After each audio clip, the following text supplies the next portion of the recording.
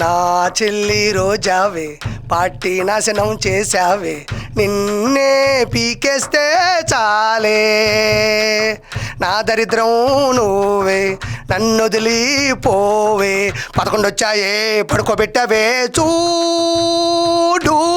అందరికీ నమస్కారం, నేను విక్రా కార్పిని. టాపిక్ ఏంటో మీకు అర్థమైంది అనుకుంటున్నాను. అయితే ఆర్కే రోజా ఒక ఇంటర్వ్యూకి వెళ్ళింది. వెళ్ళినప్పుడు కష్ట సుఖాలు చెప్పుకోవడంలో తప్పులేదులే కానీ ఎదుటోల్ని వేలెత్తి చూపించి తప్పుడు మాటలు మాట్లాడకూడదు. కానీ రోజా గారికి అవి సర్వసహజం. దుర్భాషలు గాని, దౌర్భాగ్యంగా మాట్లాడడం గాని, దారుణాతి దారుణంగా వక్రీకరించి మాట్లాడడం రోజాకి వెనతో పెట్టిన విద్య. ఏం మాట్లాడింది జన సైనికుల గురించి, ఏం మాట్లాడింది పవర్ స్టార్ పవన్ కళ్యాణ్ గురించి అనేది ఒకసారి విందాం. అవసరమైతే హోమ్ మినిస్టర్ తీసుకుంటాడు మా నాయకుడు అని పవన్ కళ్యాణ్ అభిమానులు, జనసేన నాయకులు చెప్తూ ఉన్నారు. అంత సిగ్గులేని జెండా మోసే కూలీలు నేను ఎక్కడ చూడట్లా. ఎక్కడ ఆర్కే రోజా సిగ్గులేని జెండా కూలీలు అని జన సైనికుల గురించి మాట్లాడుతుంది. జెండా కూలీలు గుర్తుపెట్టుకో ఆర్కే రోజా, ఆ జెండా కూలీలే సుత్తి శానం పలుగు పారా పట్టుకొని కొడితే 150 అడుగుల ఎత్తున ఉండేటువంటి గోడ 11 అడుగులకు పడిపోయింది. కొత్తమట్టమైన గోడ నేలమట్టం అయిపోయింది. అదే జనసేన కూలీలు అంటే నీ భాషలో చెప్తున్నా. సుత్తి శానం అంటే ధర్మం న్యాయం, పలుగు పారా అంటే ప్రేమ అభిమానం. పట్టు కొడితే కొత్తమట్టమైన గోడ కిందకొచ్చి పడింది. జన సైనికుల గురించి మాట్లాడతావు నువ్వు. 151 నుంచి 11 పడగొట్టడంలో ప్రత్యేకమైన పాత్ర వహించింది ఎవరనుకుంటున్నావు? జనసేన, జన సైనికులు, వీర మహిళలు. గుర్తుపెట్టుకో ఆర్కే రోజా, సిగ్గులేని వాళ్ళు. వైఎస్ఆర్సీపీ కార్యకర్తల గురించి తెలుసా నీకు? జన సైనికులకి వైఎస్ఆర్సీపీ కార్యకర్తల్ని ఒక చోట కూర్చోబెడితే పక్క రాష్ట్రపు పోలీసులను తీసుకొని వచ్చి వాళ్ళని చూపిస్తే వైఎస్ఆర్సీపీ కార్యకర్తలు చూసి వీళ్ళేంది మిట్ట మధ్యాహ్నం నడి రోడ్డు మీద గంజాయి సేవిస్తూ ఎంజాయ్ చేస్తున్నారని వాళ్ళు పట్టుకెళ్ళిపోతారు కటకటాల్లోకి. అదే జనసేన కార్యకర్తలు చూస్తే మీకు వీళ్ళతో ఏంటి పని, కాలేజీల కదా మీరు వెళ్ళాలని కాలేజీల దగ్గర డ్రాప్ చేసి వెళ్ళిపోతారు. వాళ్ళ గురించా మీరు మాట్లాడేది? స్వచ్ఛందంగా పనిచేస్తున్నారు వాళ్ళు, ఒక్క రూపాయి ఆశించరు. గొప్ప జీవితాన్ని, ఆనందాన్ని, లగ్జరీ లైఫ్ ని, కెరీర్ ని అన్ని పక్కన పెట్టి కేవలం ప్రజలకు సేవ చేయాలి అని జీవితాన్ని పణంగా పెట్టి జనాల మధ్యన వచ్చినటువంటి జనసేన నాయకుడు పవన్ కళ్యాణ్ గారికి మద్దతుగా వారు పద్ధతిగా వెళ్తున్నారు. వాళ్ళే జన సైనికులు. జనసేన కార్యకర్తలకి వైఎస్ఆర్సీపీ కార్యకర్తలతో పోటీ పెడితే ఎలా ఉంటుంది తెలుసా? అసలు వైఎస్ఆర్సీపీ కార్యకర్తలు ఎలా ఉంటారు? నిండు గర్భిణిని కడుపు మీద అంటారు వాళ్ళు వైఎస్ఆర్సీపీ కార్యకర్తలు. మిట్ట మధ్యాహ్నం నడి రోడ్డు మీద గంజాయి సేవిస్తూ ఎంజాయ్ చేస్తూ ప్రజల్ని భయభ్రాంతులకు గురి చేస్తూ ఉంటారు వాళ్ళు వైఎస్ఆర్సీపీ కార్యకర్తలు. పరామర్శల పేరిట పిలవని పేరంటానికి అన్నెళ్తే ధన నష్టం, ప్రాణ నష్టం, ఆస్తి నష్టం చేస్తూ ఉంటారు వాళ్ళు వైఎస్ఆర్సీపీ కార్యకర్తలు. ప్రజలందరూ చూస్తూ ఉండగా ఓ జీవాన్ని నరికి మొండెం దగ్గర వస్తున్న రక్తంతో అభిషేకం చేస్తారు వాళ్ళు వైఎస్ఆర్సీపీ కార్యకర్తలు. వీటిలో ఏ ఒక్కటైనా జన సైనికులు గాని, వీర మహిళలు గాని చేస్తారా? వాళ్ళ జెండా తప్ప అన్ని పార్టీల జెండాలు మోస్తారు. నువ్వు టీడీపీ నుంచి 2 సార్లు బీఫామ్ తీసుకున్నావు. ఒకసారి చంద్రగిరి, రెండోసారి నగిరి. 2 సార్లు బీఫామ్ తీసుకుని నారా చంద్రబాబు నాయుడు గారి తెలుగుదేశం పార్టీ కండువా నుంచి దాకా వేసుకున్నావు కదా. అక్కడి నుంచి వైఎస్ఆర్సీపీ పార్టీలోకి వచ్చావు. ఇప్పుడు వైఎస్ఆర్సీపీ కండువా వేసుకున్నావు. ఎవరు కండువాలు మోస్తున్నారు? ఎవరు జెండా కూలీలు? నువ్వు జెండా కూలీవి కదా, వాళ్ళు జెండా కూలీ అని నువ్వు అంటున్నావు. నువ్వు కూలిపోయిన జెండానే మోస్తున్నావు, నోరు మూస్తున్నావు. 6093 అన్న ఖైదీ నెంబర్, 45004 నువ్వు ఓడిపోయిన నెంబర్. 45,004 ఓట్ల తేడాతో నగిరిలో ఓడిపోయిన నీ తీరు ప్రజలకు తెలియదా? వాళ్ళ నాయకుడికి భజన చేస్తాడు. మీ నాయకుడు పార్టీ పెట్టి భజన గురించి నువ్వు మాట్లాడుతుంటే నాకు ఎలా ఉందో తెలుసా?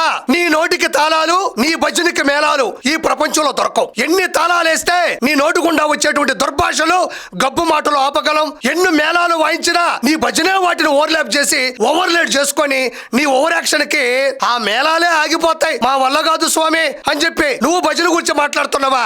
తిరుమల కొండ మీదకు వెళ్ళి తిరుమల శ్రీవారి గురించి మాట్లాడకుండా అన్న గురించి భజన చేసిన చరిత్ర నీది. అసెంబ్లీలో ప్రజల సమస్యల మీద పోరాటం చేయకుండా జగనన్న నీకు నా సెల్యూట్, 2024 జగనన్న వన్స్ మోర్ ఈ భజనలన్నీ చేసింది ఎవరు? నువ్వు కాదా? నీ భజనకి ఒక లొకేషన్ ఉందా? ఒక సిచ్యువేషన్ ఉందా? దేనికి నువ్వు మళ్ళీ జన సైనికుల గురించి మాట్లాడుతున్నావు? నువ్వు మీ నాయకుడు పార్టీ పెట్టి ఎవరికి ఉపయోగం? ఎవరికి ఉపయోగం అంటే ఆదుకున్న కౌలు రైతులను అడుగు, ఎవరికి ఉపయోగమో తెలుస్తుంది. మహిళలు వరల్డ్ కప్ లో గెలిస్తే సొంతంగా ప్రతి మహిళకి తన సొంత ఖర్చులతో 5 లక్షల రూపాయలు ఇచ్చాడు. అడుగు ఎవరికో ఉపయోగమో తెలుస్తుంది. అడుగు కూడా పెట్టలేని అడవిలో ఆదివాసీల కోసం రహదారులు అడుగడుగున వేయించాడు. అడుగు ఎవరికి ఉపయోగమో తెలుస్తుంది. గ్రామ సమస్యల పరిష్కారం కోసం రాష్ట్ర వ్యాప్తంగా ఒక్క రోజు 23,000 గ్రామ సభలు నిర్వహించాడు. వెళ్ళి అడుగు ఎవరికి ఉపయోగమో తెలుస్తుంది. తెలంగాణలోని అంజన్న కొండగట్టుకి 33 కోట్ల రూపాయల నిధులను కేటాయించాడు. వెళ్ళి అడుగు ఎవరికి ఉపయోగమో తెలుస్తుంది. నీకు తెలియదా ఇవన్నీ? తెలుగు ముసుగేసుకొని మాట్లాడుతున్నావా? He's an power star, he's an population star, he's an YSRCP కా షేర్. నీకు తెలియదు ఏముంది? ప్రత్యేకంగా చెప్పాలా ఏంటి ఆయన గురించి? ప్రజలకు ఉపయోగమా, మీకు ఉపయోగమా, ఆయనకు ఉపయోగమా? ఆయనకి ప్యాకేజీలు దండుకోవడానికి తప్ప ఆ పొలిటికల్ పార్టీకి దేనికి? ప్యాకేజీలు అంటున్నావు, నువ్వు చూసావా ప్యాకేజీలు? నువ్వు చూడనప్పుడు, నీ దగ్గర ఆధారాలు లేనప్పుడు ఆరోపణలు ఎందుకు? నిరూపణలు ఉన్నాయా నీ దగ్గర? నువ్వు చూసావా ప్యాకేజీలు? ఆయన డబ్బులు సంపాదించుకోవాలి అనుకుంటే తను అనుకున్న ఇండస్ట్రీలో ఉంటే చాలు కదా. He's an power star. కోట్లాది మంది జనాల యొక్క ఆరాధ్య దైవం ఆయన సినిమా ఇండస్ట్రీలో. ఆయన అక్కడ ఉంటే సరిపోదా? He's an pan India star. కోట్ల రూపాయలు రెమ్యునరేషన్ తీసుకునేటువంటి స్టార్ ఆయన. ఎక్కడికి వచ్చి డబ్బులు తీసుకొని చేయాల్సిన అవసరం ఏముంటుంది? అసలు ఆయన గెలుపు ఒక గెలుపు మీరు చెప్పండి. 21 సీట్లలో నించుంటే ఆయన ఓటింగ్ శాతం ఎంత? 21 ఎలా గెలుస్తాడు? దాన్ని బట్టే ఈ మొత్తం ఎన్నిక ఎంత ఫేక్ అనేది మీరు అర్థం చేసుకోవాలి. 2 చోట్ల నిలబడితే 2 చోట్ల నేను అనేది అదే ఒకటే ఆర్కే రోజా.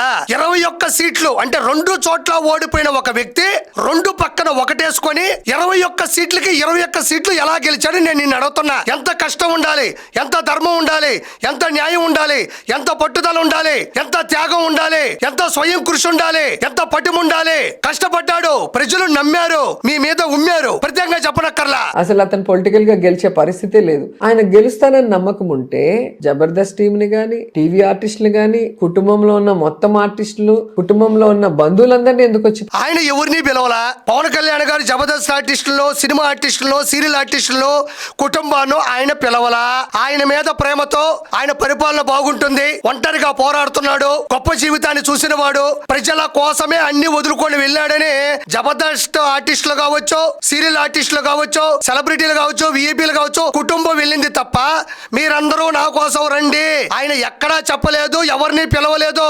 నువ్వు పిలిచినా కూడా రారు. ఎవరు వస్తారు నీ కాడికి? నీ కుటుంబమే సరిగ్గా నీతో నిలబడదు. నువ్వు పిలుచుంటావు, బతివులాడుంటావు, రండి నన్ను కాపాడండి, నన్ను నిలబెట్టండి అని చెప్పుంటావు.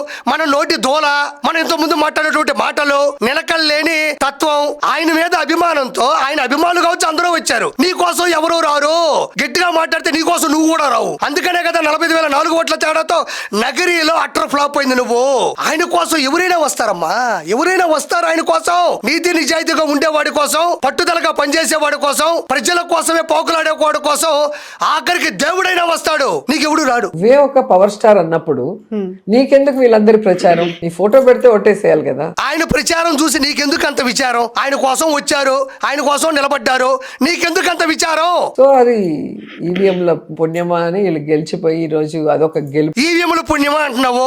నువ్వు అంత గొప్పదానివి కదా, సంఘ సంస్కర్తరాలు కదా. సరే, నీ నగరిలోనే ఒకే ఒక చోట మళ్ళీ రీపోలింగ్ పెడదాం, అందరూ ఈసీ వస్తారు, పోలీసు వాళ్ళు ఉంటారు, సాయంత్రానికి ఓటింగ్ ఎలక్షన్ అయిపోతుంది, అప్పుడు లెక్క పెడదాం, మళ్ళీ గెలిచే దమ్ము నీకుందా? ఈవీఎం మిషన్లు కూడా కాదు, పేపర్లే రాసి అక్కడ వేస్తారు ముద్ర కొట్టి. గెలిచే దమ్ము నీకుందా? మరి ఈవీఎం మిషన్లు 2019లో కూడా ఉన్నాయి. మరి 151 సీట్లు ఎక్కడొచ్చాయి? అన్న ఓడదీసింది ఏంది? పెరిగి కట్టలు కట్టింది ఏముంది? పోనీ గెలిచినామన్న సంతోషం మీకున్ని. ప్రజల డబ్బుల్ని వృధా చేయడంలో నెంబర్ 1 ఎవరంటే పవన్ కళ్యాణ్, చంద్రబాబు నాయుడు, లోకేష్. మరి ప్రజల ధనాన్ని వృధా చేస్తున్నాను అంటున్నావు. అన్న ప్యాలెస్ లో పనిచేసే వాళ్ళకి, పర్సనల్ వర్కర్స్ కి గవర్నమెంట్ నుండి శాలరీలు ఇప్పించాడు. దాన్ని ధనాన్ని దుర్వినియోగం చేయడం అనరా? లండన్ కి స్పెషల్ ఫ్లైట్ లో వెళ్తాడు ప్రజల సొమ్ముతో, దాన్ని ధనాన్ని దుర్వినియోగం చేయడం అనరా? అడ్డదిడ్డంగా పనిచేసే వాళ్ళకి, అస్సలు బుద్ధి లేని వాళ్ళకి సలహాదారులుగా ఇచ్చి ₹1,00,000 జీతాలు ఇచ్చాడు. దాన్ని ధనాన్ని దుర్వినియోగం చేయడం అనరా? దీనితో పాటు ఋషికొండ ప్యాలెస్ ని కేవలం భార్య పిల్లల కోసమే కట్టించాడు. దీన్ని ధనాన్ని దుర్వినియోగం చేయడం అనరా? ఆంధ్ర రాష్ట్ర వ్యాప్తంగా ప్రతి జిల్లాలో ప్రజల డబ్బుతో ప్రభుత్వ స్థలాల్లో నిర్మాణాత్మకమైనటువంటి వైఎస్ఆర్సీపీ కార్యాలయాలు కట్టించుకున్నాడు. దీన్ని ధనాన్ని దుర్వినియోగం చేయరా అని నేను ఈ రోజు ప్రశ్నిస్తా ఉండా. నువ్వు మాట్లాడాలా ధనాన్ని దుర్వినియోగం చేయడం? టూరిజం శాఖలో గానీ, కల్చర్ శాఖలో గానీ, క్రీడా శాఖ మంత్రి శాఖలో గానీ నువ్వు ప్రతి రూపాయిని గానీ స్వార్థంగా, స్వార్థపూరితంగా వాడుకున్నావు. ప్రజల జీవితాలతో ఆడుకున్నావు. అది ప్రజలకు తెలియదా? నేను ఆర్కే రోజాని సూటిగా ప్రశ్నిద్దాం అనుకుంటున్నా. నువ్వు చెప్పు నిజాయితీగా రోజా.